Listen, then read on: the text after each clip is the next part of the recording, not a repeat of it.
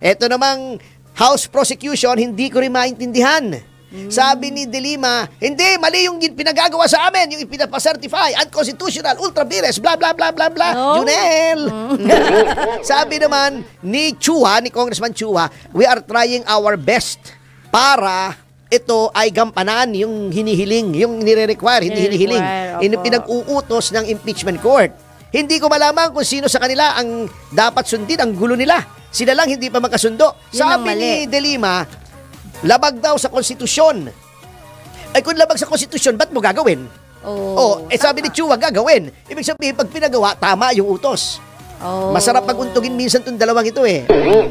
At saka alam mo, natutuwa lang talaga ako ha. Nandyan si Lorna Capunan. Di ba volunteer siya? Yes, na prosecutor. Nandyan si De Lima, nandyan si Luistro. Grabing magkakabuka sila, no? Oy? Di ba? Di ba? Tingnan mo, i-google mo. L, di ba? De Lima, si Luistro, si Lorna Capunan. Magkakabuka. Di ba? Para silang Tres Marias ng prosecution. Si Lorna, si Laila, at saka si Jerville, di ba? Di ba Jerville yung maliit na parang daga? Di ba? I-google nyo, di ba? Jerville, di ba? Yung maliit na parang daga, ganon, di ba? Yun ang Jerville eh. Di ba yun ang pangalan ni Luistro, Jerville? Di ba? Bago ka na naman, Hindi ako nagsabi doon. Ay, Google mo. Pag Dan Fernandez mo. GMD. Google mo, Dan. Okay. Sige. May isa pa daw kamukha si Conti. Hindi naman sa prosecution yun ng House eh. Conti na lang ang naniniwala sa kanya. Mamu! Joel Arzobal. Yan. BTJ React. Shout out idol watching from Dubai. Yan. And then itong si Ontiveros nga, di ba sinasabi niya? Hindi naman sinasabi ni Reginald Tongol na he speaks for the entire Senate. Walang makapagsasalita. Not even the Senate President can speak for the entire Senate. At in fairness kay Tongol, wala naman siyang sinasabing ganon. Ito lang ang sinabi ni Tongol. Hindi ko nga malaman. Observation lang niya yun. At saka tama yun eh. Sabi niya, kasi gusto ni Risa, magsumpa na yung mga bago sa Senate President. Teka muna, hindi pa nga nagko-convene. Yung 19th Congress, functus officio. Tapos na. Wala na yun, 20th na. Nasaan ang Senado? The Senate can only act collegially. May Senate President ngayon, pero hindi pa nagko-convene. What is the first order of business pag nag-iba na ang Senado? Although continuing body ang Senado, the composition changes. Anong unang-unang gagawin? Pipili ng Senate President ang 20th, ang Senate ng 20th Congress. Kasi ang Congress is both the Senate and the House. Pipili muna ng presiding officer. Kailan pipili? Pag nagre-convene sila. Kailan magre-reconvene? July 28. July 28 na pala eh. Magko-convene, magbobotohan, will the present SP, Senate President be retained or mapapalitan kasi gusto yata ni Tito Soto, di ba? Makuha yung dating trono. Dating trono niya? Bilang SP. Pag nakuha niya, okay. Pag hindi niya nakuha, may trono pa naman siya roon sa opisina niya. May CR doon eh. Yan ang trono niya. Dapat iba naman, para at least matry natin. Anyway, only pag na-determine na yon, saka susumpa yung mga bago. Actually, para sa akin, if only for the sake of, just to be sure, dapat manumpa din yung mga dati. Para sabay-sabay na. Manumpa kayo kung... Kasi 28 Congress na to eh. Iba na to eh. Iba na to eh. Para lang, wala namang mawawala kung manunumpa sila, di ba? Correct. Kaya lang yung iba doon, baka kanta ng pasumpa ka pa. Nako ay mahal mo. May ganun kanta, di ba? Anyway, yun ang dapat gawin. Wala naman sinasabi si Tongol. Ngayon, nagtatataray si Risa. Hindi ka naman, you cannot speak for the Senate, blah, blah, blah, blah, blah, blah. Wala naman sinasabi po. Kanya lang, hindi pa nagko-convene. Di mag-convene ka mag-isa kung gusto mo. Magbotohan ka mag-isa mo, iboto mo sarili mo. Kengkoy, mag-isa ka nag-convene. Hintayin mo kasi collegial body kayo. Hindi pwedeng primadonna, Risa. Hindi pwedeng kung anong gusto mo. Ngayon mag-umpisa. Paano yung mga kasama mo? Also, you do not speak for the Senate. Hindi ka rin pwedeng masunod kung anong gustong gawin ng Senado. Eto namang si De Lima, mapunta tayo kay De Lima. Yun nga sinasabi ko, hindi maintindihan eh. Sinasabi ni De Lima, ultra vires daw. Hindi daw, wala daw sa konstitusyon, labag daw sa konstitusyon yung pinagagawa ng Senado. Oh? Ganito kung talagang ikaw ay may prinsipyo kang tao ka. Di ba sinasabi mo, labag sa konstitusyon, pumunta kang Supreme Court. Di ba? Testingin mo yung iyang theory. Kaya lang, natatakot siyang pumunta sa Supreme Court. Bakit? Hindi ba noong 2011 ba yun? Opo. Oo. 2011. Di ba may TRO ang Korte Suprema na pwedeng umalis si Ginang Arroyo para magpagamot sa Singapore? Hindi niya inonor, pinigil pa rin niya. Kaya may contempt siya eh. O, di ba umamin siya na siya ay nakiapid sa asawa ng may asawa? Na yan ay labag sa unang Korinto 6, ang talata ay 9. Anyway, labag din yan sa Code of Professional Responsibility. Umamin siya. O, hindi ko alam kung meron na confidential ito, pero baka meron siyang action, administrative sanction or administrative case tungkol doon. Di natin alam. Opo. Oo. Kaya natatakot siyang humarap doon kasi matindi ang record niya sa pagdating sa pagsunod sa Korte Suprema. Di ba? Yung whole departure order, labag din sa konstitusyon. Bakit niya ginawa? Kami, nagdemanda kami sa Supreme Court. Sinabi namin, yung HDO na inisyu niya bilang Secretary of Justice, unconstitutional. Nanalo kami. Ganun ang gawin mo. Tingin mo unconstitutional, pumunta ka sa Supreme Court, you should have the courage of your convictions. Ngayon, kung hindi mo kaya, shut up ka na lang, Laila. Anong panginangawa mo? Ayaw mo naman testingin eh. Hindi sa media. Para kang lalaki hamon ng hamon nung ayaw namang pumasa. Oh, para kasi si Nery Colmenares eh. Pare-pareho nga talaga kayo. Grabe. Oo. Talaga naman, ewan ko ba? Pero attorney, di ba bagong Pilipinas ngayon? Ano daw, may nagtanong lang ha? Bagoong Ano Pilipinas. daw po ang Mabaho bago eh. sa Pilipinas ngayon? Alin? Sa iyong palagay. May bago bang nakita ka? Marami, ang daming. Everything. Marami. Oh. Ang daming mga congressmen, bago yung mga sasakyan nila. Bago lang. Bago yung mga bahay nila. Bago yung mga nobya nila. Bagong Pilipinas talaga. Bago yung mga damit nila. Tawang-tawa mga kababayan si Attorney Ferdinand Topacio dito po sa tatlong abogado mga kababayan ng prosecution dito po sa impeachment case laban kay VP Sara.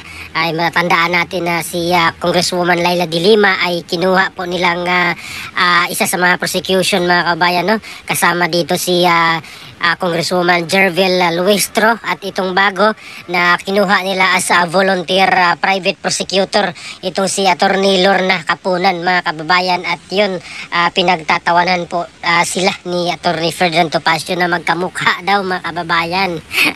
Tawa si Attorney Topacio dito kasi magkamukha daw at tinawag niya itong Tres Marias ng prosecution team mga kababayan dito po sa impeachment laban kay Vice President Sara Duterte at pati itong si Congresswoman Laila De Lima ay muli po niyang binanatan mga kababayan dahil nagsabi daw po ito na unconstitutional labag daw sa batas itong pinagagawa ngayon ng Senate Impeachment Court doon sa kanila doon sa House of Representatives na yung hiniling nilang certification mga kababayan labag daw yun sa batas at hinamon ni Attorney Ferdinand Topacio si Congresswoman De Lima na kung labag pala sa batas di wag mong sundin yung request ng Senate Impeachment Court at tatakbo siya doon sa Supreme Court at i-challenge nila yung request mga kababayan ng Senate Impeachment Court, yung mga inihiling nilang mga certification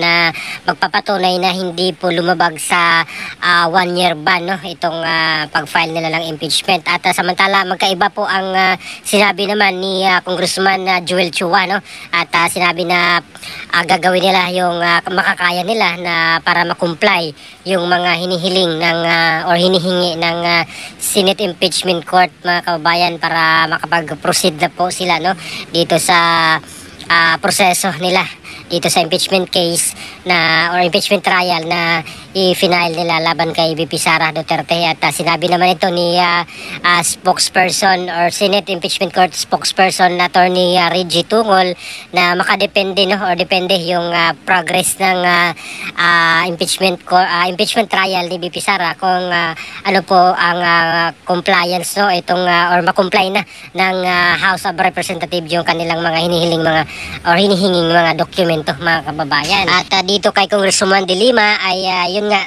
sinabi ni Atty. Topacio na pumunta siya sa Supreme Court at i-challenge nga itong Senate Impeachment Court, mga kababayan. At parang hindi yata gagawin ni Congresswoman De Lima na tumakbo doon sa Supreme Court, mga kababayan, dahil matatandaan natin nung panahon ni former President Gloria Macapagal Arroyo na meron siyang TRO na pwede siyang pumunta doon sa Singapore para po sa kanyang gamutan or magpagamot kasama ang kanyang asawa na si First Gentleman na Mike Arroyo, na hinarang po sila, mga kababayan, doon sa airport ng immigration at hindi po talaga sila pinalipad dahil dito sa utos ni DOJ Secretary Leila de Lima that time na hindi po pinayagan at naglabas nga po ito ng whole departure order, mga kababayan. At although meron na pong TRO ang Supreme Court ay kanya pong or hindi po niya sinunod itong sinabi ng Supreme Court. Yung TRO ng Supreme Court ay hindi po niya sinunod at pagkat kanya pong talagang challenge itong Supreme Court TRO na hindi payagan, mga kababayan, na makalipad ng Singapore itong si dating Pangulong Gloria Macapagal Arroyo dahil sa kanyang pagpapagamot nga sana doon.